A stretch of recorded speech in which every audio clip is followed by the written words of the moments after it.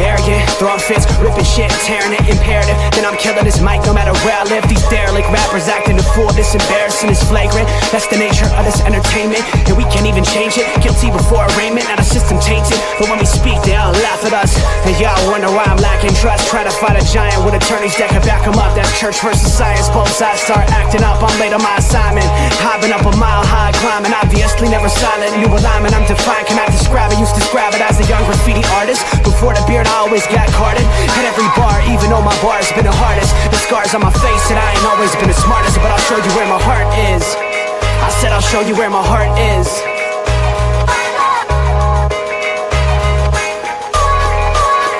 I can show you where my heart's at. See it on my sleeve, even if the beat stops my soul. Come on now.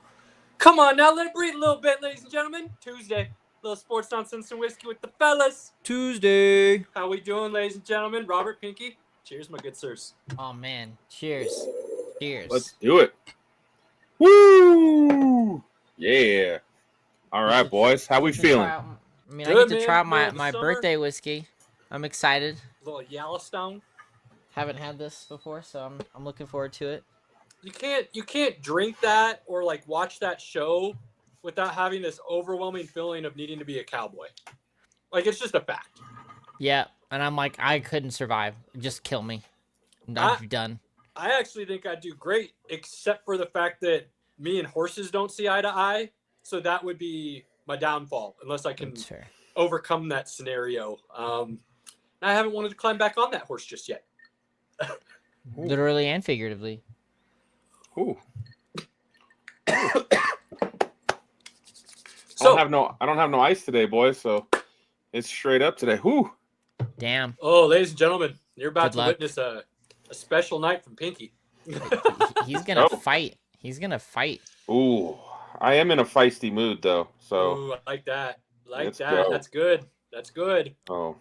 And Superman was awesome. So we'll definitely get into that for sure later in the show. So can't wait to share those thoughts. Yeah. I mean, we've got a packed show as always. Now that we've cut it down to an hour and a half, we struggle to fit everything in that we want to, which is a much better scenario probably. With that being said, we've got a little MLB to discuss. I got a little bit of a rant I need to go on. We've got some F1 to discuss, some theories, some thoughts, some questions that we have as we're learning, and almost seems like we have a tendency to look at this from an outside perspective looking in because we're new fans. And that seems to enlighten situations in a different way than they normally would if you're full on engaged in that sport for years and years. So it's fun giving our thoughts and our comments and things of that nature on a sport that we're very new to, and then having people that are very seasoned and knowledgeable in it kind of respond and let us know if we're on the right track or if there's something else we should be kind of paying attention to. So that's been a lot of fun and cool things happening with F1. We've got our NFL conversation, which is going to obviously start picking up more and more as the weeks roll on here. We're 8 Sundays away. Yeah, we're getting close. We're getting real close. So we'll start doing a lot more NFL. And tonight we're going to be talking the second-year QBs and the 6, 7, as we counted last week, that are going to be playing this year, but one of them is in his first year as a actual playing status. So that'll be a lot of fun as well. And then, like Robert said, we got some Superman conversation and the nonsense to end it out. I will say a quick shout out to next week. We will have our golfing buddy back. The Open Championship is next Thursday, so we'll have a little golf conversation next week for sure. And that'll be the last major of the season. And then Ryder Cup in September, I believe, first week in September. So we'll have him back to talk some Ryder Cup. That'll be fun as well. That being said, though, boys, where shall we begin this fine evening? It's NFL talk to start, baby. We're gonna talk NFL. We're gonna get rolling, and then we'll push into the F1 updates, and we'll let you get in your Major League Baseball rant, which I'm sure will be fantastic. So, let's be real. Pinky has been waiting for this moment for like the last like 4 or 5 weeks. Well, He's ready to go. If we post the show as an NFL topic, I feel like we got to start with the NFL so the people who tune in right away kind of get what they want, and then they can stay with us or they can, jump out, whatever they want to do. So let's chat about it, boys. So we've got 6 quarterbacks, technically 7 if you want to throw Spencer Rattler in there. No, JJ was 7, wasn't he? 6 in the first round. Bo Nix being number 6. So, thought we said 6 last week, and then we counted a 7th. It's 6 for sure. 7 is Spencer Rattler. He was rookie. He did play a little bit last year. He may play a little bit this year. I don't know if we have any expectations for him.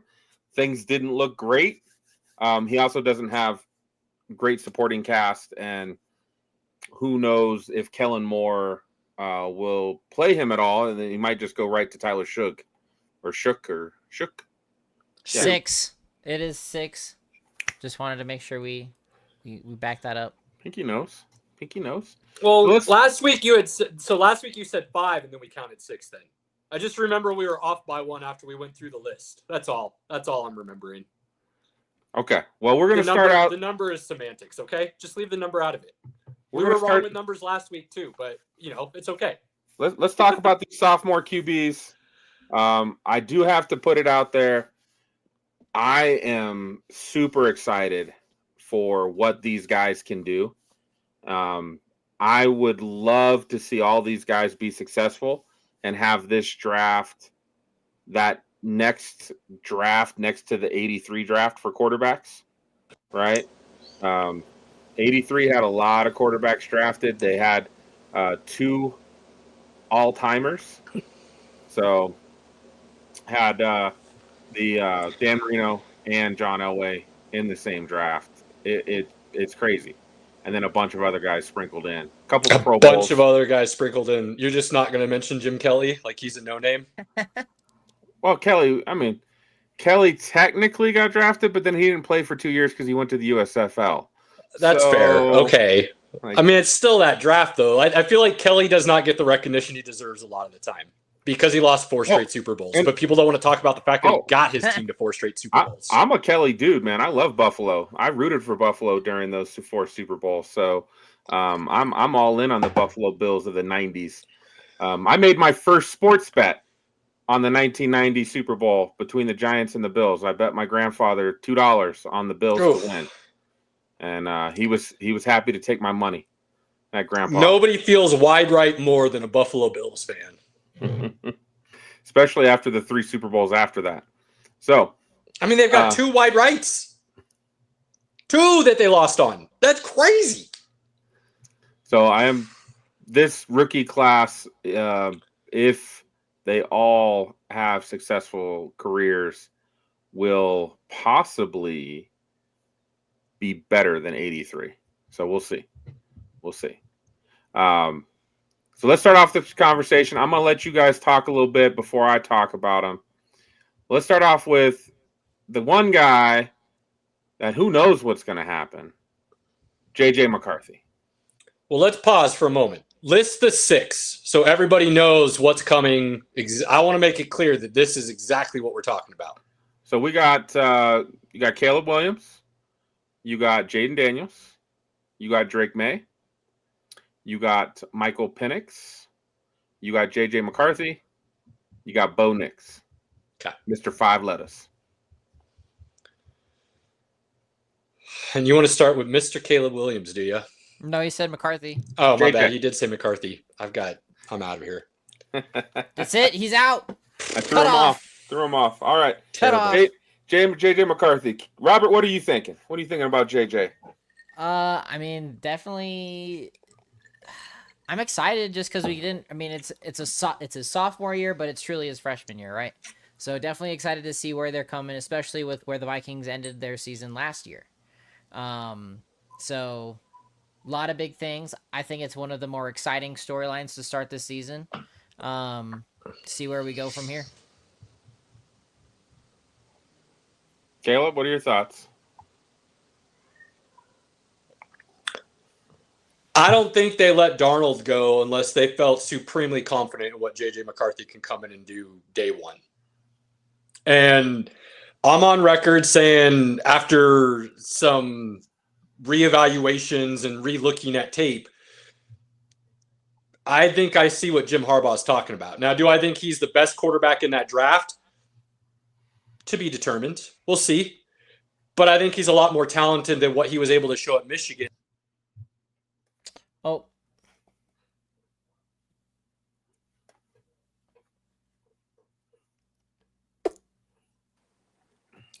Good now? Can you hear me now? Yeah, we're good. We'll leave it there. We'll see what happens.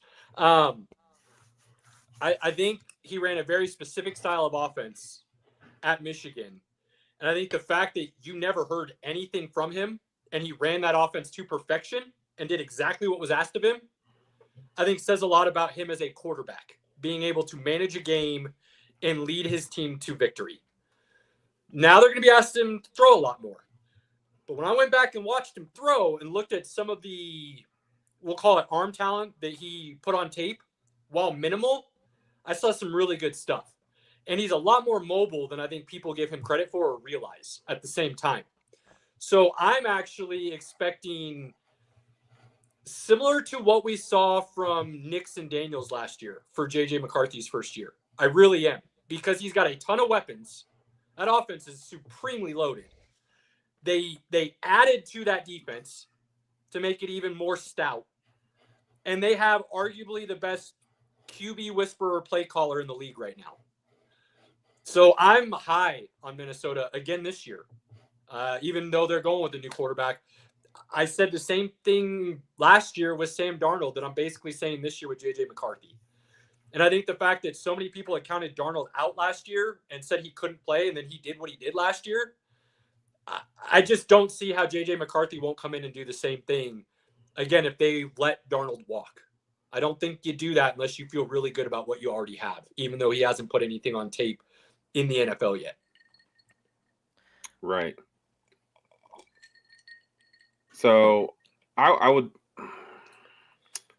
JJ to me is the most interesting, and I just think that's because the position he's put into, if he was healthy his rookie year, had he got to play, if Sam Darnold wasn't there, had he got to play, you could argue he had the best overall weapons, position, play caller out there. You're throwing at Justin Jefferson, Jordan Addison, TJ Hawkinson. You got Aaron Jones in the backfield. The O-line's not amazing, but it's not bad. Right. When you got Jordan Jefferson out there, good things happen. The guy's awesome. Justin, but I got you. Justin. What did I say? Jordan. We're all over the place. I don't know what's going on today. Jordan Addison, Justin Jefferson, Stay with those us, guys. people. I promise we know what We're getting there. So I think JJ should have a good year. I don't know if he's going to have like Jaden Daniels, Bo Nix year, but because there could be some growing pains. We don't know. And I think that's the fun about Minnesota is we don't know. But I'd be hard pressed to say that he'll be awful. Will he ever be elite top 10 quarterback? Maybe not. In an offense that's built around him with great weapons, can he be Brock Purdy? I think so. I think he's got that kind of, talent behind him. And Brock Purdy went to a Super Bowl. So, anything's possible with JJ, in my opinion. I just don't know. He's a guy that I look at and I'm like, I don't see a crazy great arm. There is some mobility. I would agree with you there, Caleb. He does have some mobility. I just don't know if he's going to be like amazing, but could he be a really good game manager like Brock Purdy is? And Brock Purdy's a really efficient game manager. People think that's a bad thing. I think it's great. Yeah. Tom Brady was a game manager for 15 years. So there is nothing wrong with that at all. Because you know what it does? Leads to W's, baby. W's. So true game manager is just a really good point guard that lets your weapons shine. Like, that's how Pinky and I look at it. So if you're going to do that, then bravo to you. I'll throw two things in here, Pinky, and then we'll get your guys' thoughts on these two ideas or points or whatever you want to call them. First off, you and I have said for man, what, the last 3 or 4 years roughly that we're in the golden age of quarterback play in the NFL. And I heard Dan Orlovsky talking that exact same thing yesterday on the ESPN different shows that he is on. And one thing he said that I thought really kind of solidified that point from our perspective is the fact that he said there are 24 quarterbacks in the league right now that are above average and you can win with. He said there are 10 that you win because of, and then there are another 12 to 14 that you can win with. And they're really good. Not just okay. Not like, not to be mean to him or anything, but like a Trent Dilfer or a Brad Johnson or somebody where people really thought the team won despite them kind of thing. We're talking guys that are playing the position still at a high level. They just may not be the reason you win, but they're definitely contributing to the win. They're one of the weapons. You know what I mean? They're not the weapon. So the fact that you're talking 22 to 24 quarterbacks in this league right now that, I mean, in a blind pick, for lack of a better way of talking about it, any team would be happy to get, in a broad sense of the term, that's wild. So now you're adding these rookies in these second years that are only adding to that. Some of them are already in that top area. And then we get J.J. McCarthy coming in. Where do you feel he can, on the high side, fit in and on the low side fit in? And then to add to that, to get your guys' thoughts on where he fits in, his demeanor, if you know anything about the kid, is like, I don't know if you can pick a more perfect demeanor for an NFL quarterback.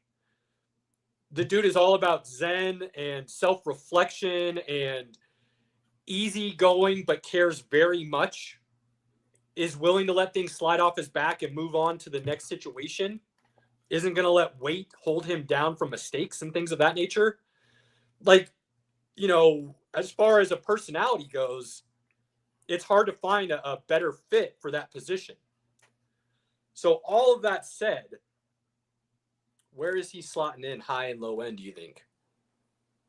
I mean, I don't think he'll ever be in that top 10 that you win because of him. I think he'd be outside that looking in. And that's not bad, That's not bad at all. I do think you can win a good amount of games with a top level J.J. McCarthy. What do you see as the low end? Do you see a bust, or do you see, I don't know, what's a middle of the road quarterback that had a solid career? I mean, Andy Dalton? Yeah, sure. Do you think that's his floor? I mean, he went 5 straight years to the playoffs with the Bengals, who hadn't sniffed the playoffs before that. I think he'll be better than Andy Dalton. Okay. But that, to me, that would be like if he became Andy Dalton, cool. Like, and again, Andy Dalton won a lot of games in his first, 6-7 years in the league. So, I'd say the Vikings would sign up for that, right?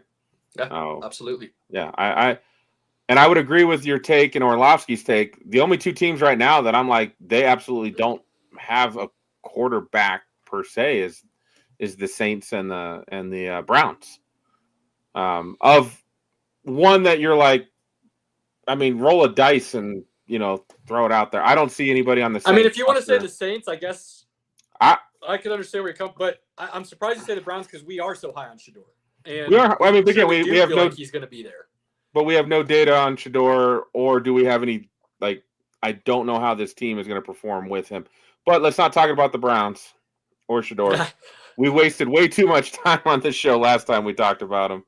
So, J.J. McCarthy, good luck, sir. Hopefully, you stay healthy, and let's see where the chips fall. No excuses, right? I mean, he's got everything he needs to win from the start. He'll have some excuses, right? Because you want to talk growing pains first year and stuff, that's fine. But I mean, as far as you have to see it in his rookie year that you can move forward with him, right? He's got weapons. He's got coaching. He's got a defense. He should pass the eye test. Okay, I like that. He should pass it. When you watch a Vikings game, there should be multiple times that you go, you know what? I see it in this kid. Okay, I like that. And I think that would be when like, it's going to be hard not to put up numbers with Hawkinson and Jefferson and Addison, Aaron Jones, and a good play caller. it's going to be tough not to put up good numbers. So moving on. The other guy who had limited time last year, Michael Penix. That's an understatement. Go, Robert. Dude, that was one of the best things about last season. I mean, the Commanders just showing up and doing business was great. Nope, not Jaden Daniels. Oh, Michael Penix. What? I thought Penix. Oh, that's right. My bad. We've all done it now. So, We yeah, should be my good to bad. go Yeah, for the we're rest all of the good show, now. ladies and Hey, gentlemen. cheers. Cheers. So that was a very interesting call. I mean, we had talked about it all preseason and during the season, why the Falcons would have both quarterbacks. So, and then to just sit him and then bring out Penix and then Penix kind of leading the way was awesome. I mean, Cousins really didn't show up and do his job. And, ultimately you still got to perform. And Penix was able to drive it home and maintain the consistency, if not better games. And I mean, definitely Cousins came back a little too soon from the injury, I think. I think he still needed a little bit more time.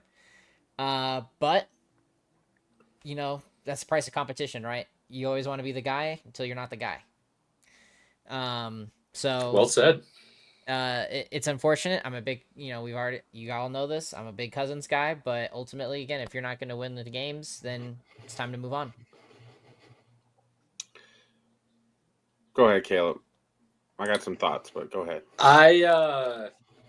To an extent, I fully agree with Robert. I think Cousins definitely looked like at the beginning of the year he was knocking some rust off. I think towards the latter part of the season, he started to look a lot better. But I think the Falcons did him dirty from day one. Real dirty. And I'm a you like that guy kind of guy. I like Kirk. But here's the deal. You signed him to be your starting quarterback, and based on everything Kirk said, he's not going to come out and just throw him under the bus. But based on what he said, it sounds like there were some promises made. And that's why he signed with them. And those were not lived up to. Now, I am one who did not hate the pick at all. I saw plenty of reasons it was okay. No issues with it whatsoever. I think it was like week 8 last year. I said, it's time. Pull the cord. You're done with Cousins. Penix runs with it and go. Because they refused to run an offense that fit Kirk's style. They refused to run bootlegs and play action and everything else that Kirk is so good at. They wanted him to 3-5-step drop and let it fly. And that's not his game. It's not. So you bring him in to do something he's not great at while he's still trying to knock off the rust. Yeah, he's going to look worse than he is. So the fact that you did him dirty twice is an issue for me. On top of that, the play calling is atrocious even when Penix came in. And he looked good. And I've said that. His ball is pretty. His ball is so pretty. And he's already a lefty, which makes the ball pretty. And then it's even more pretty because everything that comes out of his hand is just this beautiful little spiral with the sweetest touch and act like Penix is a dog. He can play. But why are you running the offense for that's best for Penix? Why are you running that for Kirk when he was the starter? That's what drives me nuts. And then to take it a step further, they have all these weapons that they don't seem to understand they even have. Because the play calling for either guy was terrible. The run game and the way they ran that was atrocious. The pass game, trying to get London and Pitts and Mooney. And it's not like they don't have people to throw to. This is arguably right there as the most loaded offense when it comes to weapons in the NFL. Based on talent and ability. But you don't ever watch a Falcons game going, oh man, they're going to run some people out of the building. You watch it and you do this. Why? It's infuriating. I can't imagine being a Falcons fan because that's another level of frustration. I'm already frustrated. I'm just a happy observer. So Penix is going to ball. I fully believe that. I don't see any reason why he doesn't unless the atrocious play calling and scheming continues. Because I don't think there's a quarterback in the league, and I'm being legitimately honest, I do not think there's a quarterback in the league that can go into that offense if they keep running it the same way and look like the best player in the league. I just don't see it right now the way they've been doing it. So they got to overhaul and rethink the way they're play calling and scheming. Do they still have the same play caller? By all accounts, I thought they brought everybody back, but while you speak, I'll look that up. So they did do Kirk Cousins dirty. I do think the Falcons truly did intend Kirk Cousins to be their quarterback of the future. It just so happened when they signed him in March, by April, they fell in love with Michael Penix. And they could not resist drafting him at 8. And nobody had that. Nobody had that whatsoever. There was not a mock draft. There was not an analyst that made any Michael Penix is going to Atlanta. It was Atlanta's taking a pass rusher because their pass rush is one of the worst of all time. They have to take a pass rusher. And they said, nope, we're taking Michael Penix Jr. And that worked out for him. Everything I agree with what you guys have said.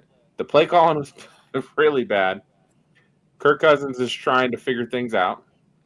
Same offensive coordinator, Zach Robinson. And this is, I don't know why I forgot this. And now it reminds me of why I'm insanely frustrated with the Falcons offense. He came from the Rams under Sean McVay. And we're seeing what we're seeing. It doesn't add up. It doesn't make sense. Sorry, go ahead. Yeah. Although I don't know if they have the same receiving core / he hasn't quite brought that same style over to the Falcons. And maybe it's because of the players that are already in place. Because Drake London and Darryl Mooney are different than Kupp and Puka. Right? So it a little bit. All I know is watching Falcons games last year, you're just like, Bijan should be a stud, which he was, but then as soon as he gets rolling, they take him out and put in Algier. And then you'd have London doing great things for a half, and then he'd disappear. Or then you'd have Mooney doing things for a half, and then you never saw Pitts. Like, they were never able to get, like, everyone going at the same time. And I remember watching the Broncos-Falcons game, and our defense destroyed them. Which I don't. How do you get Michael Pitts? How do you get Kyle Pitts to go for over 1,000 yards his rookie year, and then he no-shows the next 2 years? Like, I don't. It makes zero sense what they're doing. It really does. And I didn't at the time. I liked the Raheem Morris hire and bringing in Robinson from LA. Like, it felt like a good decision. It felt like they were trying to do similar to what Houston did the year before. Like, they understood it. If you're going to have a defensive coach, you better have a really good offensive coordinator. And those two need to work together, but separately at the same time. Like, it felt like they understood what they were trying to do. But it just doesn't seem like it's gelled for whatever reason. Yeah, and you're absolutely true. Michael Penix has the prettiest ball in the NFL right now. It's gorgeous. Just watch. It's gorgeous. I'm hoping the best for him. He might be the quarterback of the group that kind of is held back by the offense that he's running. Which is absurd because he's got arguably the most talent around him. They are. And that offensive line's underrated, wouldn't you say? It's one of the better offensive lines in the league, I feel like. Well, it's really good at run blocking. It's not as good at pass blocking. Good point. That's true. True. For whatever reason, their pass blocking is not amazing. That's a good point. Even more reason why they should have been running more boots and play action and things of that nature. I am concerned for Penix, who unfortunately has had multiple injuries. I am hoping that doesn't come up. That's fair. We know my assessment of injury prone versus injury, right? And how I kind of define that difference. Penix to me feels like an injury. Yeah, he had multiple knee injuries at Indiana that basically cost him 3 years. He hasn't been injured since then. Nothing. So I am leaning on the side now that is just injuries, not injury prone. So, but it's hard to deny that is, he gets lit up in the backfield or hit a little low or something. There's going to be a lot of breaths being held for sure. Moving on. And now we're going to talk a guy that I saw a lot of potential for, and I hate it. I hate it so bad. Drake May. I'll keep going if you guys want me to. Yeah, go. Go for it. All right. I got no comment on this. After Tom Brady, the Patriots don't deserve a quarterback for like 30 years. They should have to, all of their fans should have to wallow in sorrow every season. They should suck every year. They should draft quarterbacks that can't play, like Mac Jones. And they should it should keep happening over and over and over so they can feel the pain that most of us have felt for a very long time. Go talk to a Dolphins fan before Tua showed up. Talk to us Broncos fans before Bo Nix. Talk to Bills fans before Josh Allen, right? Most of the time you have to wait a while before you get that next guy that can play. Or you can be the Arizona Cardinals and just get retreads that people thought were worthless and then somehow make it to the Super Bowl. Facts. I mean they look good. Carson Palmer, little Warner action. Kurt Warner. From me. Yeah. I mean, there's different ways to go about it, but that only happens every couple of years. They go through a couple awful quarterbacks in between those runs. You're right. So I hate this so much. I'm hoping that they still find a way to suck. But watching him play last year with a lack of weapons, he looked pretty good. The kid can sling it. Oh, if anybody watched Drake May and was just like, yeah, I don't see it, I'm like, I don't know what you were watching, man. That kid went multiple times with arguably one of the worst offensive rosters in football. And I'm not even thinking that's even crazy. They might have had the worst roster offensively in football last season.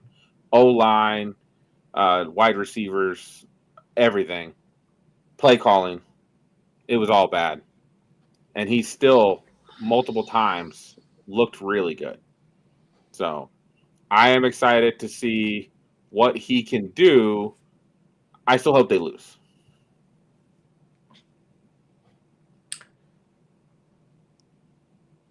I got nothing. Pinky pretty much summed it up. He covered it. No, Pinky's going to hate this. Oh, God. Here we go. Pinky, start drinking. We'll throw you another quick little hot take early in the season, Pinky. By week 18, the Patriots will still be vying for a playoff spot with Drake May as the quarterback. That roster was so overhauled, and you bring in Mike Vrabel, who knows how to win and coach. This roster that New England put together for this season is more talented than his last couple of years in Tennessee. Yes. That's not really saying much because Tennessee sucked anyway. So I look at that and I say 2 years ago in Tennessee, they were not great. 3 years ago, though, they were almost in the playoffs again. And I don't think that roster was that great. So I look at this roster with the Patriots. The only thing I think that is lacking compared to that Tennessee roster, I don't think their wide receivers are as good. Now, it depends on what Stefan Diggs looks like coming back from injury and how much he plays. Then this receiving core could be better. But without Stefan Diggs, if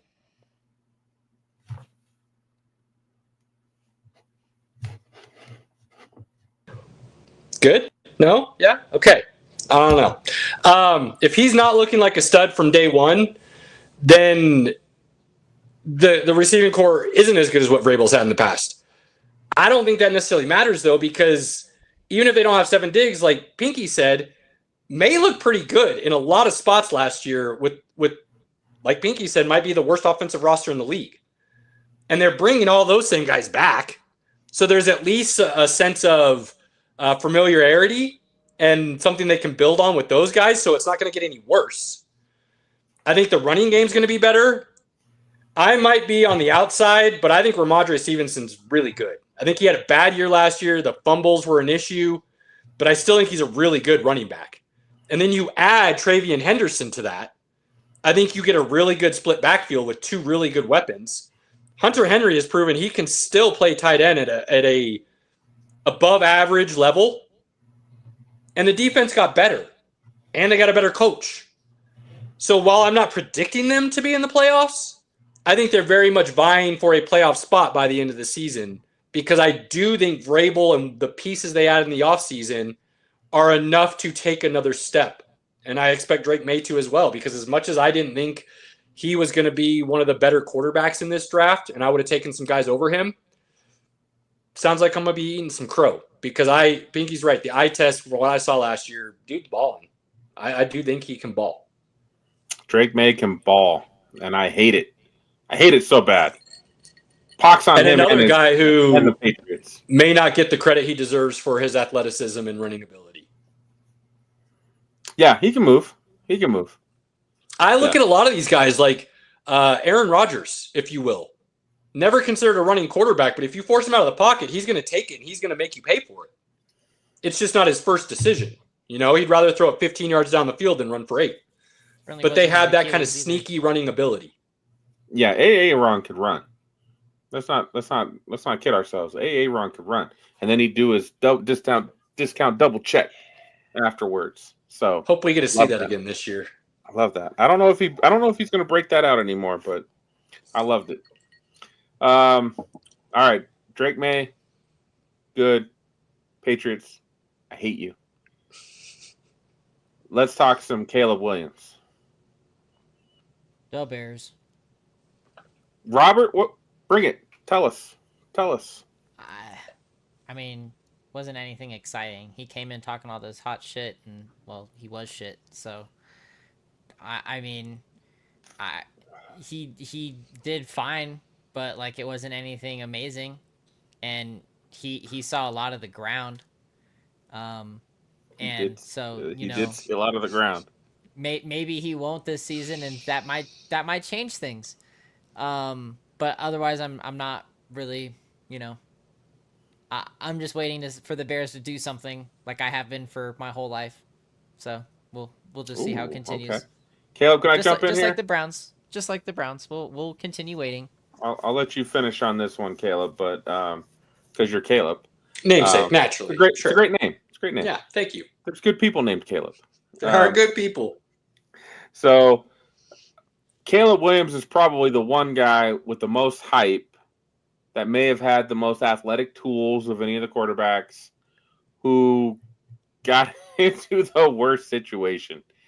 And the offensive coordinator, Shane Waldron, maybe he needs adults in the room to do well because he did okay in Seattle, but like he couldn't do anything in Chicago. You had a dead man walking in Eberflus. I think we both said, just fire Eberflus now, bring in an offensive coach because you're drafting Caleb Williams. Like there was no reason to keep Eberflus another season. There just wasn't. The defense played better, great, but you can get a defensive coordinator to lead a decent defense. You need a guy who's tied to the hip of your quarterback, that's watching film, that's telling your quarterback, hey, see this? When you see this, do this. Oh, that's a great idea, Caleb. Let's run that play. You're comfortable with that? Let's do that. Right? It's a simpatico relationship. You don't think Patrick Mahomes and Andy Reid from day one have had that relationship of, oh, Patrick, what do you like? Hey, I think we can do this, coach. Oh, that's a really good idea. Yeah, let's add that in. You do that well? Great. I know what you do well. Let's do that. Right? Just makes sense. He didn't have any of that, Robert. He didn't have any of it. No, not at all. Which led to him being on his butt a lot because, again, there were times some of those sacks were on Caleb. 100%. Because I think the offensive the offensive scheme and game plan had no idea what to do when you can't protect your quarterback very well. They couldn't run the ball well. They couldn't protect him. Before you know it, he's seeing ghosts. He's got happy feet. He would throw balls with really bad accuracy, which wasn't really a thing previously. So, these guys, I don't think they're going to surprise anybody, but Ben Johnson is going to have this offense humming. I do believe this offense is going to hum with Ben Johnson calling the plays. And crying inside. Yeah, Lions fans are going to be like, God damn it. Like I already am going like that. It's just but not. Again, what do you do? Do you fire Dan Campbell? Damn straight. No, I'm just kidding. No, we don't. We don't. That's bold. Bold move, Cotton. So, again, lost all your coordinators. See ya. You know, that's where the Lions are in a tough spot because they lost both coordinators. They lost one to a division rival. They didn't lose both coordinators. Didn't they lose 8 assistants? 8, I believe, is the number. So both coordinators and then both of their backups and then both of their backups and then both of their backups. May as well just gut over and start over. See you. That's what happened to them, legitimately. Oh, so I don't think, and we'll talk about that more in the offseason for the Lions. But yeah, let's keep those things in mind, guys. It matters. So I'm predicting a big season from the Bears. Roma Dunze is awesome. They still have Cole Kmet. They have Colston Loveland. They got Luther Burden. They still have what's the other wide receiver that they have? Top 10 talent that hasn't been able to truly show it. DJ Moore. They got DJ Moore. I'm still not sold on the running backs overall, but you got to start somewhere. The Bears are going to be pretty damn good, and that NFC North is going to be tough. I'm glad we don't play the NFC North this year. Yeah. Let's piggyback a little bit, shall we? Pinky, I'll take it a step further. I said you should have fired Poles. It wasn't just stopping at Eberflus. And for anybody out there talking about how Poles has done a good job, I will fully disagree with you, and I will not get off this island. Because everything he's done has fallen into his lap. He hasn't done anything that is spectacular to build a true contender. The trade that got him Caleb Williams, remember how he traded that first pick and got those picks? How did that happen? Oh, yeah, Carolina gifted them a trade that should have never happened to begin with, okay? Then Carolina happens to be the worst team in the league, and they get the number 1 pick from Carolina, and they draft Caleb Williams. The guys they signed, it's not like those guys came to Chicago because there's a team waiting to win and they won a championship. You had to pay them. And there's a lot of people who thought a lot of those contracts, you paid a little bit above market value to make sure they played for you. You have wasted picks on the defensive side of the ball because you had a defensive head coach, even though you brought in a rookie quarterback with your number 1 pick last year. You still went defense for most of your picks last year. Before that, you had Justin Fields, who you should have built around and you chose not to, and you kept drafting defense. So Poles is awful at his job, as far as I'm concerned. And the fact that he's still the GM and getting credit for what's happened now is mind-boggling. If Ben Johnson is worth even close to his weight in salt that everybody expects him to be, hot take incoming, Pinky, this is a top 5 offense next year. No questions asked. Top 5 offense. You want to talk about a weak running game potentially? Maybe. But their starting back had his best season when? Oh, when he was with Detroit and Ben Johnson was his offensive coordinator. They have weapons across the board, like Pinky just said. If you watched Caleb Williams play last year and you walked away saying he's a bust, sorry, I'm not going to listen to your evaluations anymore. Because from my point of view, my eye test said there's a whole lot of potential there that went untapped last year because of an awful head coach and play calling and offensive coordinator.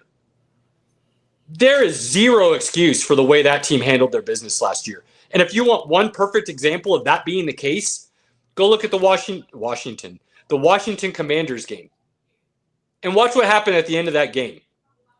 That's called undisciplined football. You know why you have undisciplined football? Because your head coach can't handle business. Period. Got him fired. End of story. So the fact that Poles allowed Eberflus to have another year.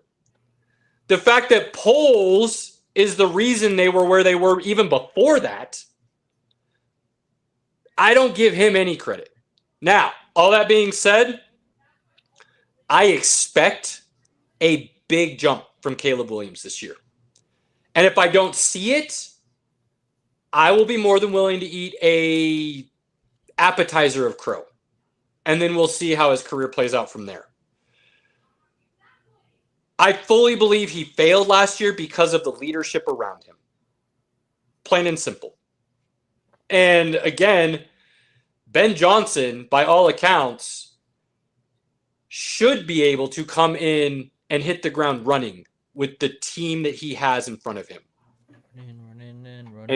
Well, Caleb can have a really good year and they not make the playoffs. Yes. I'm not trying to say that the Bears are going to be in the playoffs next year, but I do believe you should see significant improvement even if they're not winning games.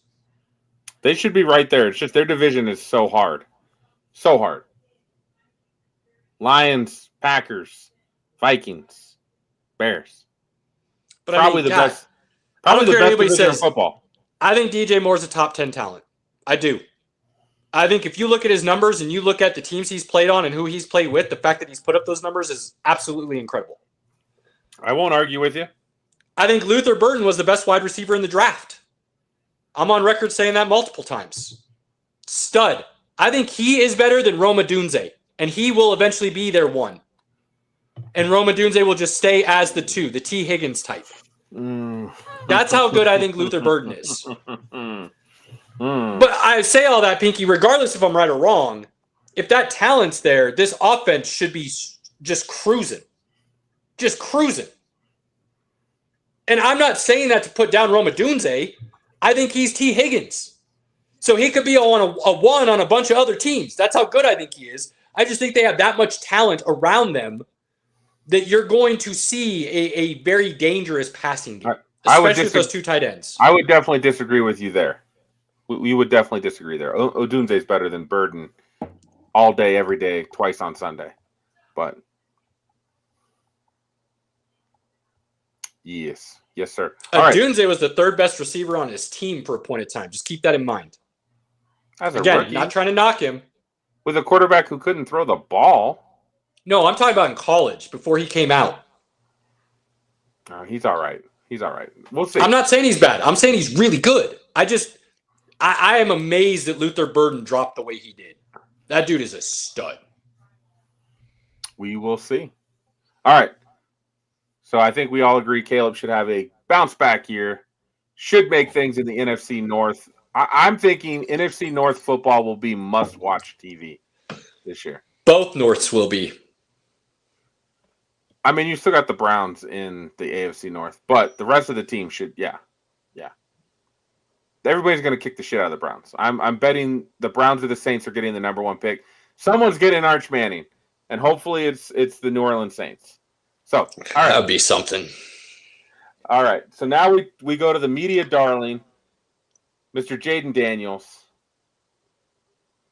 Robert. Overrated. What a guy. I'm not. I was about to say. I knew better. I said he should have been the first pick last year. I'm not calling the dude overrated. No, what a guy. Really turned the Commanders program around. There's a lot of hope. You saw it. It was great to see. Honestly, it's one of the teams I'm most excited to watch this next season. Very interesting. I am. Can I jump in, Pinky? We'll let you finish on this one. Yeah, sure.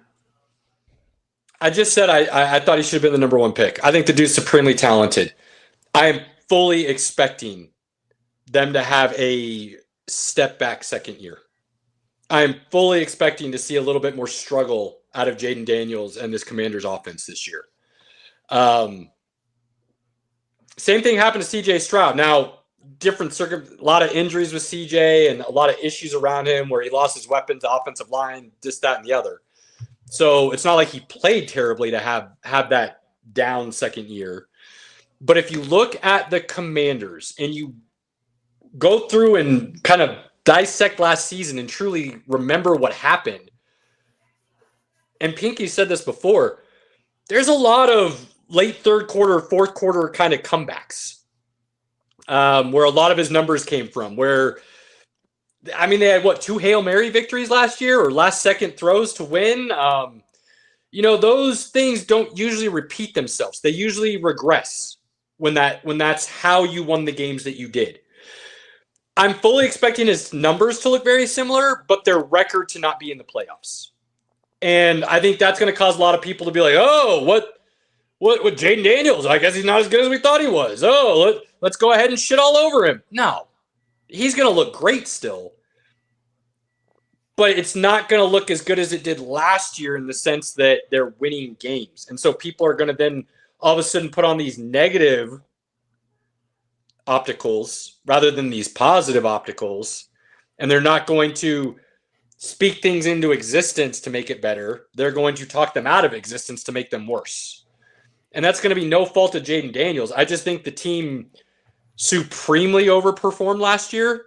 And I don't feel like they did a lot with that roster to take the next step. And I feel like there are other teams that suffered injury or did take another step to add to their roster in the NFC that's going to cause the Commanders to be on the outside looking in by the end of the season. And I think that's going to cause people to talk almost in a negative fashion about Jaden Daniels when it won't be warranted. I expect the same thing from him. I expect him to be one of the better quarterbacks in the league.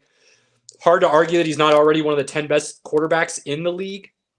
So this is no knock on him. It's just more a fact that the team around him, I don't think, is as good as what they put on paper last year with their record.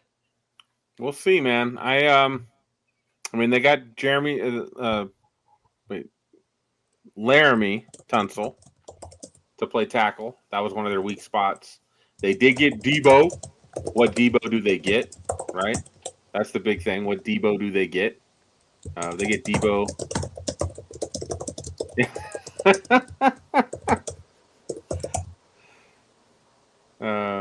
Perfect. We'll take that all day. What does that even mean? Derpy entertainment. What?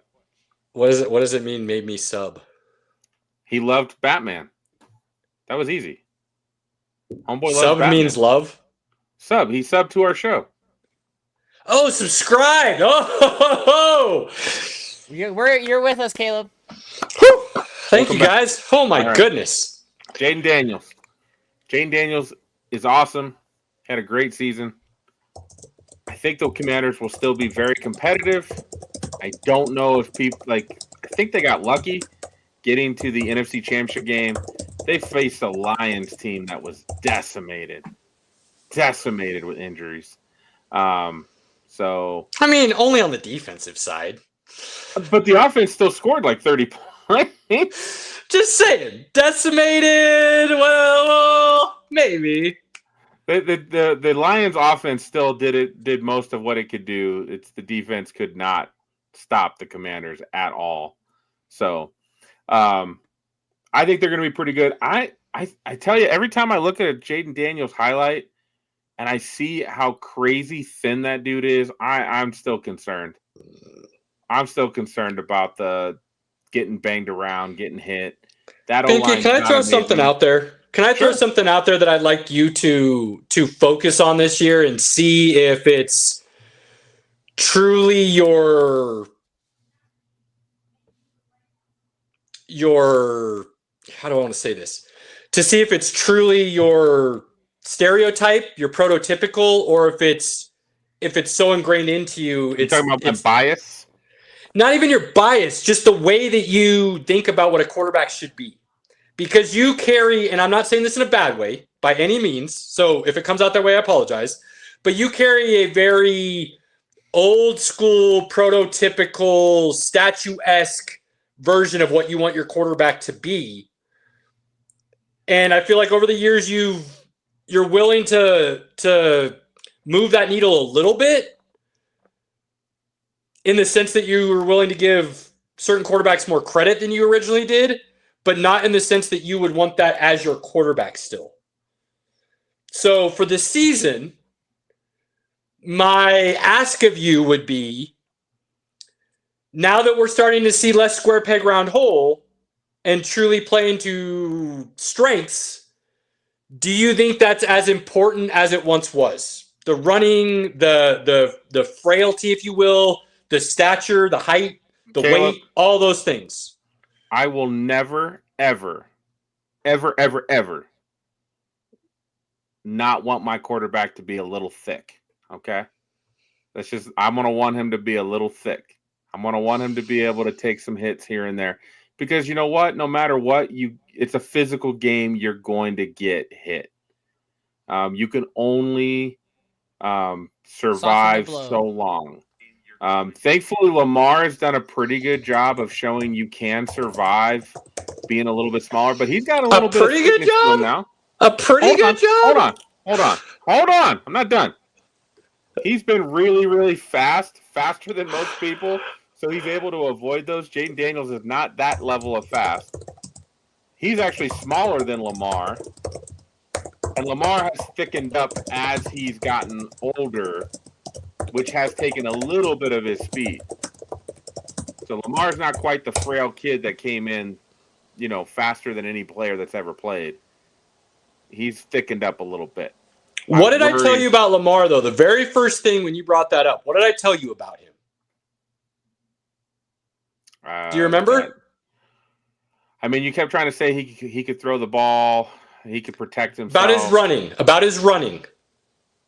Certain guys have a knack for just knowing how to avoid the big hit. They just do. Certain guys don't, RG3, but certain guys do. And they just know how to avoid the hit. Peyton Manning's another great example of that, honestly. He didn't run a lot, but if you remember anything about that dude, if he saw somebody coming in and was about to light him up, he didn't try to stand in there and make a throw most of the time. Just fell to the ground, took the loss of yards, and he moved on to the next play and kept going. And it never was an issue for him in his career. Jaden Daniels, I believe, falls into that category. He just knows how to avoid that big hit. I will say, though, Pinky, you're not wrong. While I don't necessarily agree with you, it's not a concern for me, you're not wrong.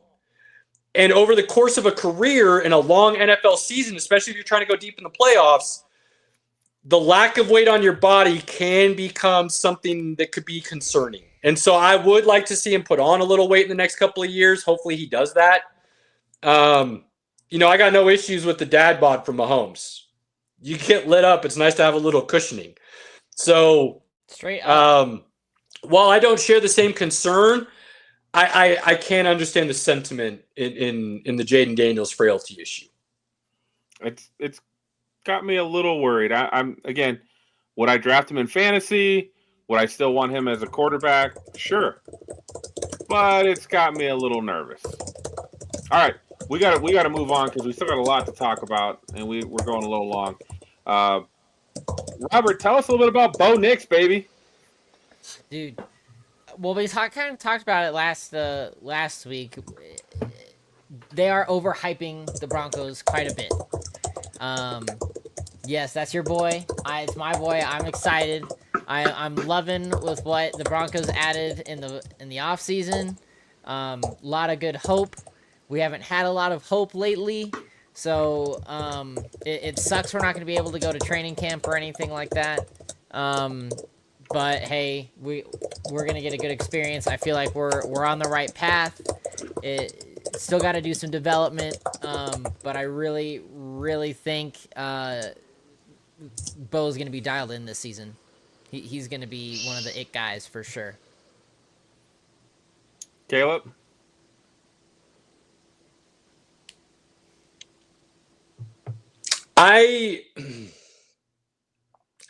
Similar to Jaden Daniels, I expect to see basically the same numbers from Bo Nix. But they added to the team. They filled holes of need around him on the offensive and defensive side that should equate to more wins. So while I don't expect necessarily, I think he'll take another step. I think you'll see a guy who has even more command of the offense and looks really good in what he's doing. I don't expect the numbers to be a whole lot better, though, because I think they spread the ball out a little more. The run game is going to be way better by all accounts. Way better. So I don't see, if you're only looking for numbers and that's all you're looking at to say if the guy's better or not, you're missing the point of how you truly evaluate talent. Yes, numbers are a big part of it, and you should take those into consideration. But there's context of those numbers. There's the way in which they were gathered. Win-loss comes into play, the team around them, the offensive style and scheme. All of these things matter, very much so. And in the NFL, we've talked about it. Coaching matters more than any other sport, in our opinion. And because of that, and the way Sean Payton has proven he likes to win games, yes, Drew Brees went off in New Orleans many a time, but Drew Brees was a lot more seniored and well-versed in his offense in the league when he started putting up those numbers. So I believe Bo Nix can get to that point. I truly do. If you go back and watch Brees and you watch Nix, the style in which they play and their arm talent and their Nix is even more mobile, and they're both playing for the same coach, running the same offense. I don't see any reason why Nix can't put up similar numbers as his career progresses. But this season, I expect the Broncos to be right there in the playoff hunt again. And I expect Bo Nix's numbers to be basically the same, just because they're going to be able to run the ball more and spread that out and help him as a quarterback more. I'm still amazed that people could watch him play and say it was a reach and a bad pick when Sean Payton was the coach. Those people are the still fit holding was on. so perfect. Yeah, I never got that. So, yeah, you might say it wasn't a splashy pick, but it was still a really damn good pick. And it wasn't a reach. And last year proved that. So I expect him to take another step as a leader. I expect this team to look better on the whole. And I do believe a lot of that will be because of Bo Nix and his ability at the quarterback position. But I don't expect his numbers to look a whole lot different. I mean, I'll take all of his numbers. 29 touchdowns. I mean, he has 30 touchdowns if it weren't for the first 4 games of the season where, 3 really good defenses, a rain game, and that first 4 weeks. Like he's over 30. He probably breaks the rookie touchdown record if it weren't for those first 4 games. With no running game at all. He just kept getting better. And you could argue the Broncos receiving core as a whole, bottom 5 in the league, minus Cortland Sutton at the time. I think they've improved. They got better as the season went, but as it started, I think you could make that argument. I don't hate that. I'm higher on Cortland Sutton than a lot of people were, so that's why I kind of shrugged a little bit. But you're not far off. You're not far off with that. So I'm expecting. I would like to see a big. I think throw this out there since you're talking about the wide receiving core. I am expecting to see a big step from the wide receivers this year. I do expect to see Sutton stay the same, which is a middle of the road, 15 to 20-ish kind of wide receiver one, if you will. Maybe not the explosiveness of the high-end guys, but insanely consistent. And in the red zone, one of the better wide receivers in the league as far as I'm concerned. And then you've got guys like Vele, Troy Franklin, a guy I'm not high on, but they found the right package for him last year. Just help me out, Pinky. I just drew a blank on his name. You hate Marvin Mims. I don't hate him. Easy. He's got strong feelings against him, Pinky. Not even strong feelings. I just thought there were better options. Strong feelings. But I expect to see that wide receiving core outside of Sutton take a step. And Troy Franklin's the one I'm really looking at. What does he look like in year 2? Because that's Bo Nix's dude. That's his number 1 wide receiver from college. And the Broncos drafted him specifically because of that connection. I mean, the dude's talented too based on his tape. But he didn't show up last year on the whole. He had a few moments, and that's it. Literally, 1 or 2 moments, and that's it. But by all accounts, the talent's there. So where was the disconnect? If he takes a step and his talent shows up next year, that's your wide receiver 2, and you're running really good. Because then Vele becomes 3, and he's solid based on what he put on film last year. So if the wide receiving core takes a step, like I expect them to, for Bo Nix and that team, that Denver Broncos offense could easily be a top 10 to 8 next year. You know what we do during Sneaky Broncos top 10 games, to 8. Robert? I'm You sorry. know what we do during Broncos games, right, baby? We drink whenever there's a touchdown scored. Shots of screwball every time. Let's go. Let's go. He knows. All right. Woo! Bo Nix, Broncos. We're excited. I'm excited about all the rookie QBs. I think they're all going to show out. And I think that makes football really fun to watch. When we have really good quarterback play and we have the back and forth, every little thing matters. That makes football so much better. So, the more you get rid of that square peg round hole mentality in the NFL, the more you're going to see what people believe is talent show as talent and shine. And that's what I love seeing right now. all right, Caleb. Give us a rant on baseball, baby. All right, here we go, ladies and gentlemen. Baseball traditionalists, asterisks, heads up. You're probably going to hate everything I say because that seems to be the norm. Tell me I don't know the game. That's fine. I at this point, I don't care. You don't know the game. I feel like I'm not a baseball guy, but I love the game. And so I look at it very differently than someone who plays the game. So he's just a guy. Here's my rant. Just a guy. How do I feel about MLB All-Star Weekend, Pinky? You think it's the best All-Star weekend there is? Bar none. I don't think it's close. It's all about the talent. I got the game on right here. NL is up. Woo! They have been just trounced year in and year out for the last decade plus by the AL, and they're winning this year. It's awesome. Let's Loving go. Ton of talent in the game. Ton of talent. It's all on coming full from the display. Rockies. Amazing. Here's the rant, Pinky. It's twofold, so stick with me here a little bit. Holding on. Major League Baseball. What are we doing with the home run derby? Seriously. Go back to 10 outs and let the people enjoy the spectacle.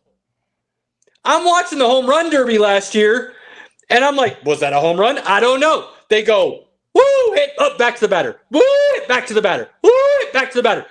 The only way I know it's a home run is by the stupid counter above the batter's head. I don't get to watch it actually clear the fence. You have taken away the spectacle that is the home run derby. And to push it even farther, not only do you have a time limit, but now you have an actual pitch limit. They only get so many balls now to hit a home run. What are we doing? This is stupid. Heated. We will never get to see another Josh Hamilton. We will never see another 14 home runs in a row, 28 in the first round, because you're limiting the amount of balls they can hit and you're putting a pitch clock on them. Why? This is an exhibition. This isn't a game. And I'm the dude who said the pitch clock was needed. And I'm now telling you that in the All-Star game, there should be no clock. Let it go till midnight if they're going to hit that many home runs. There will not be a mad fan watching or in the stands. They will be glued that whole time. Get rid of this ridiculousness. Go back to the 10 outs. Give us the opportunity to watch every ball clear the fence. Build up that excitement. Allow that to wash over the fans. Allow that to go round by round. There is no reason to limit the amazing potential that could be the home run derby. You were watching guys raking last night, and the only reason they stopped is because of a clock or because they knew they only had so many balls left to hit. It's stupid. It is beyond stupid. Get rid of it. Go back to the 10 outs and give us the true spectacle that the fans deserve. I feel like I've been yelled at for the last 2 minutes. Right. With that, it's not stopping, Robert. Get ready. Hang on. Baseball. If you do not want to become basketball and football, you better listen to me very closely. Basketball. If you are going to allow someone to be a replacement for someone who was already deemed an all-star, do not make it someone just for the fan vote. They better have earned that opportunity. and I am speaking specifically about the situation this year where you are making one of the replacements a rookie from Milwaukee who barely played any games. When you have other pitchers out there, specifically the guy from the Reds, I believe, I'm drawing a blank on his name, 9-2, 2-point-something ERA. Dude is throwing massive amounts of nasty games. And he gets snubbed so you can bring in a rookie because you think that's what the fans want to see. The fans aren't that smart all the time. Okay? And if you don't know that, go look at the NBA All-Star voting. And there are plenty of people who do not deserve to be an All-Star, which is why nobody cares about your All-Star selections anymore, and they only care about your All-Pros. Oh, wait, football did the same thing. Nobody cares about if you're a Pro Bowler or not because so many dudes don't want to be in the game. They bow out, and you get a Mac Jones as a rookie being a quarterback in the Pro Bowl. It means nothing anymore. So baseball, if you don't want to suffer that same consequence, you better make sure in the future when you're making replacements, those dudes earned it on the field, not just because you think it's going to draw viewership from the fans. Because if you go down that road, you are going to create a weekend that nobody gives a shit about anymore. Mic drop. Caleb, I just felt like I was yelled at for the last few minutes. That was very passionate. There you go, guys. Rant done. Solid. And you're not wrong. Thank you, good sir. Solid.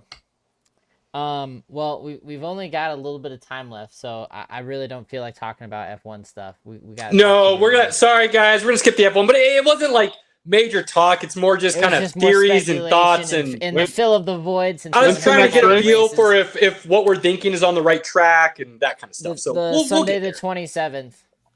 Okay, Sunday the 27th. Okay. Yep, got some time. Robert, I will throw out there though, real quick. Yes. I am a Kick Sauber. I am a Nico fan. That is my adopted team for the rest of the season now.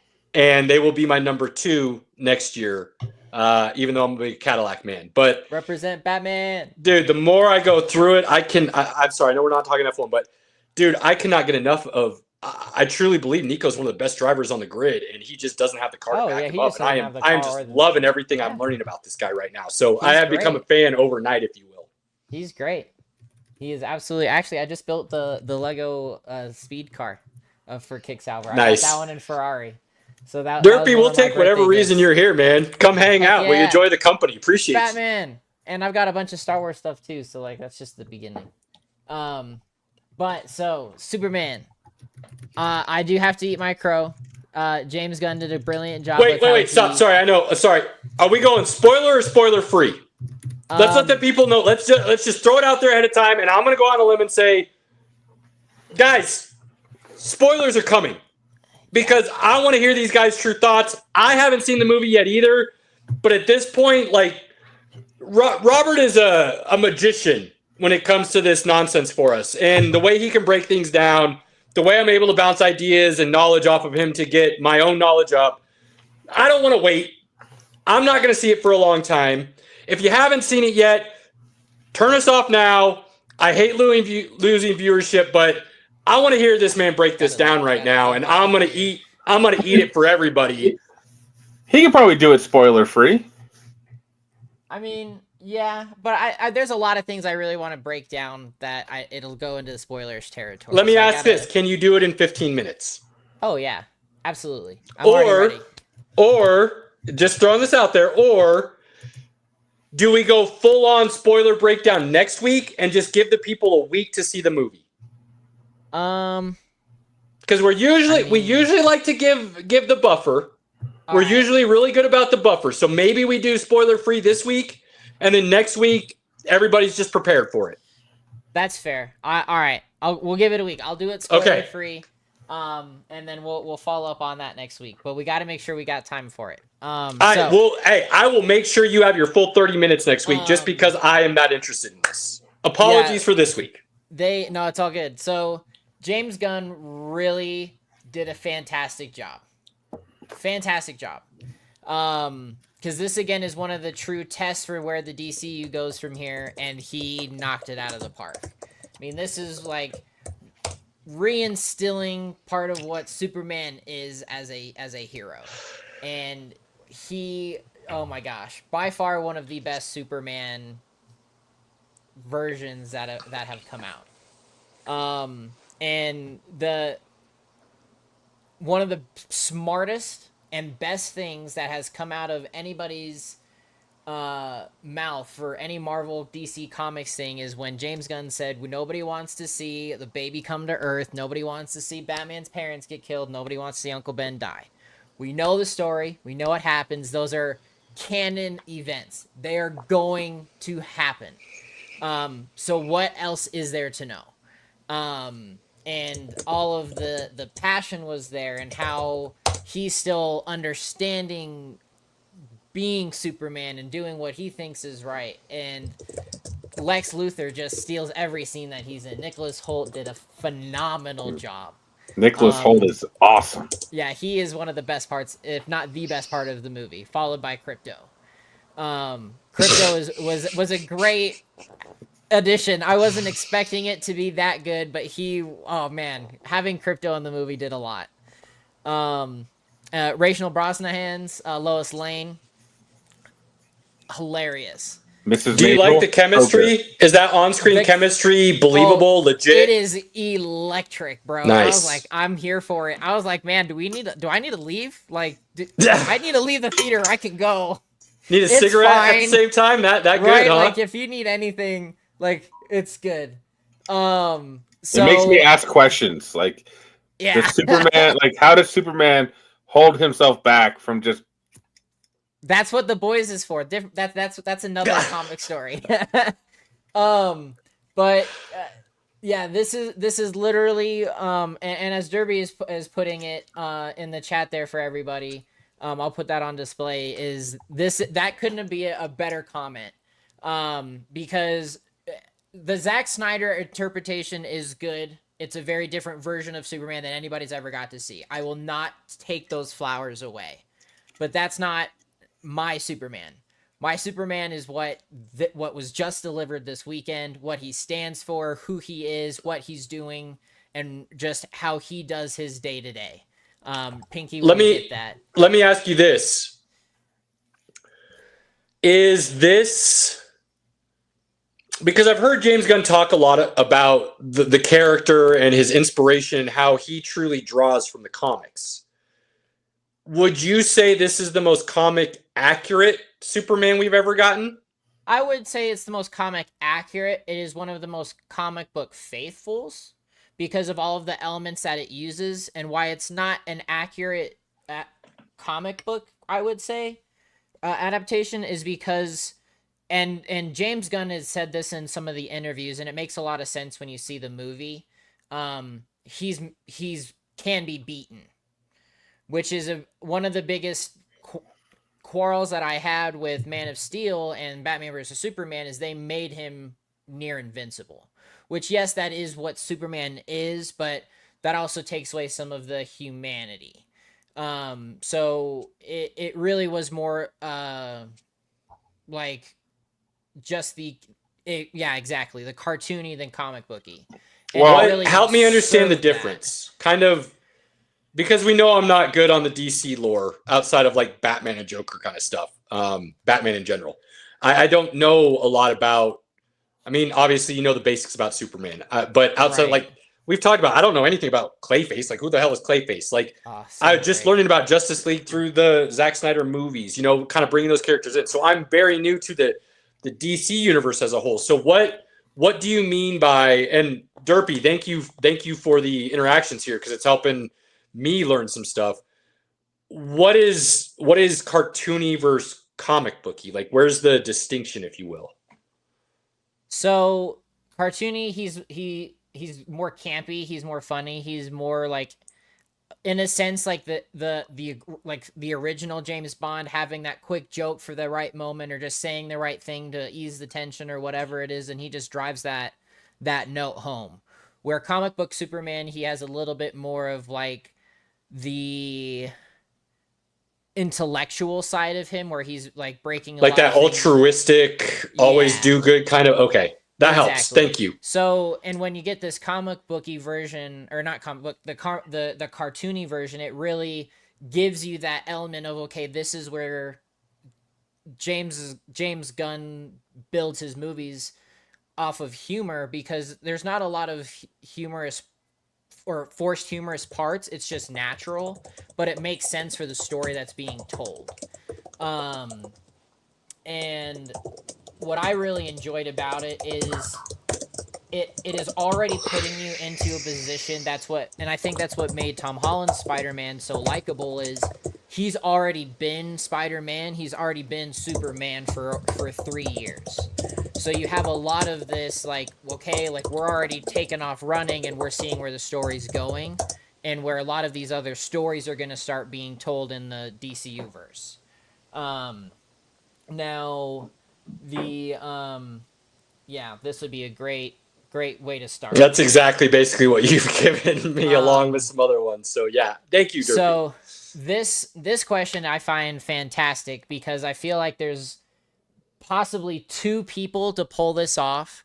And if he's gonna do the actual story with Tim Drake, or not Tim Drake, what's his name, Damian Wayne, I think it's gonna be Jensen Ackles, and then the guy who's playing Reacher in Prime right now, Alan Richardson. Yes, I think that they would be fantastic Batmans for James Gunn's universe. If and whenever he gets moving forward with that, because I'm voting for Thad myself. I'm voting for Thad. I'm actually voting for a brand new actor. I actually prefer when these characters are done with somebody new that can be that role, and you don't look at it as, oh yeah, that's him playing Batman. I think that was a great decision by James Gunn to bring Cornuswet in, who was virtually an unknown to play Superman. I would then trust him to do this. Him in called Pearl. It's on my list. So I would do the same thing with every major superhero that you're going to bring into this universe personally. Except for Peacemaker. Peacemaker's, but let's be honest. John Cena's an unknown, if you will. He's not a major Hollywood actor. He's becoming that now because of what he's done with Peacemaker. Wouldn't you agree? So I would rather them see that than go and get somebody who's already established. Alan Richardson would be an interesting one because he's not necessarily established in Hollywood per se. But at this point, I feel like he's so indoctrinated into Reacher that I don't want him to then. I think he'd be the perfect Batman, honestly, in a lot of ways. But I would rather them go outside and bring a brand new face to the role.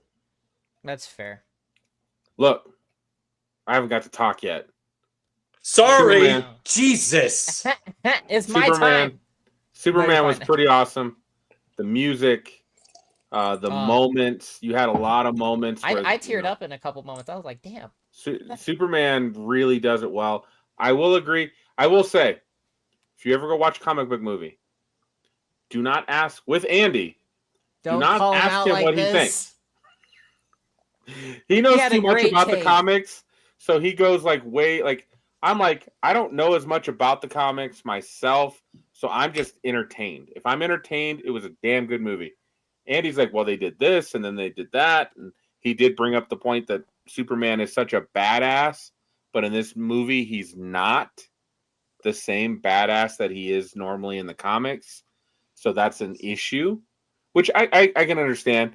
Now, again, don't you kind of have to do that, though, in the movie to have the ability to, I guess, for lack of a better way of saying it, make it believable and extend the life of that character? Because no. So what it does is it makes him more human. Right, but I mean that same idea. It's if he's ultra powerful, superior from the very first jump of the movie, then it lacks the ability to make the villain believable as you move forward. Not trying to go too far, but that's a big part of the movie of Superman convincing everyone that he's just as human as everybody else. So that kind of fits in with that idea that they're trying to portray in the movie, so that makes sense. Let me ask you guys this, and I apologize. I just have so many questions, and you guys are way more knowledgeable about this than I am. couldn't you say that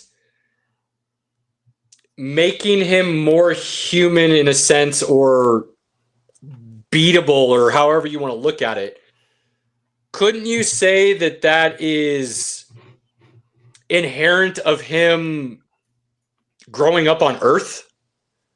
And so that, in a sense, is a very believable part of the character that you can help tell a story going forward from the movies. Whereas the comics, it's when you buy a comic, the idea is you expect him to always win, always be good versus evil. Whoa. But if you do that in movies, you lose some of. Well, Caleb, I agree with you on that point. In a movie, you've got to put the main character at risk. If he just goes and kicks ass, Right. then there's no counter to it, right? But a movie I thought would be really, really good, which I did not enjoy as much, was Equalizer 3. If you watch Equalizer 3, Denzel Washington crushes everybody in the movie. He doesn't get touched. And you're just like, well, this was dumb. There's an Equalizer 3? yeah. Yeah. Whoa. And so going off of that comment, that and I feel like that's what that's one of my personal reasons, and I also kind of struggle with it at the end. But that's a whole other conversation. Is in Superman Returns when Lex is using the kryptonite to build a whole island and things like that. And then you watch Man of Steel, Batman versus Superman with that kryptonite, and it's like it doesn't even impact him, and he's still fighting Bruce like it's nothing. And I'm like, excuse me, that is not how this goes. That doesn't work. And that's what I really enjoyed about this Superman, is they really did a lot with that and for that to show him, like, yes, while he is the Man of Steel, he can be beaten. And this is like, that's how the movie actually starts off, is that Superman lost his first fight. Like, this is his first loss, and how he's struggling with that and trying to understand more of it. Isn't that a good thing, though? I mean, if you start with the character as supreme, where do you go from there? That's the problem with Man of Steel. But I mean, like, right? Like, now you have there's the ability to grow, right? And get better. Whereas I just think that's a smart move. I know it may not be comic accurate, but from somebody who's not well versed in the comics, I feel like it was a smart move on God's part. When you talk this through with Andy, he will make you wonder, was this a good movie? He said it was a great movie, and then he points out all the different things that are not comic accurate. And you're like, was it a good movie? I still left going, I was entertained. It was a great movie. I was super excited. I love what James Gunn does. You got to see this movie. Robert, I need you to talk to Andy and then find out if that's like us talking about Lord of the Rings. I need a reference. It is. Okay. All right, good. So I was there. Bad. I was there. Yes, no, it is. Bad. So again, like, because when you understand the source material and you really read it and love it, it's very hard to see some of the things that they take. When it comes to source material on all things comics, I don't know many guys who know the inner minutia details that Andy does. The guy knows his shit. Truly. And that's where, like, it's great and awful at the same time, because then, like, when you're watching Lord of the Rings, you know, like, oh, this should be here, this should be here, this should be here, and then we have like another 2 hours added to an already 4-hour movie. But it didn't take away from the overall the theme and the story that it's trying to tell you. And that's exactly correct. That's what this Superman does. Feel the same? Yes. Yes, because you get that a lot of the same impressions. Now they do change some things, but overall it's for the greater good of the universe that's being told. But that's the greatest thing about comics, is there's been so many different versions that you get to really kind of do some cherry picking to a degree, and it's otherwise, I mean, you can't really go wrong. Because again, Man of Steel is great. However, it is not one of my favorite superhero Superman that has ever happened. I have a lot of issues with it. but it's still a great movie, and it encompasses the power of Superman, and it does a really great job about that. What I love about this movie is that it is a very much a living comic book movie, and it is basically like as Derpy said, like Iron Man when the Marvel universe got started. This is the same type of feeling that I have with Superman, and there's so many other ways that we can go from here. Final question, make it quick, and then we'll do our final thought wrap up and everything good.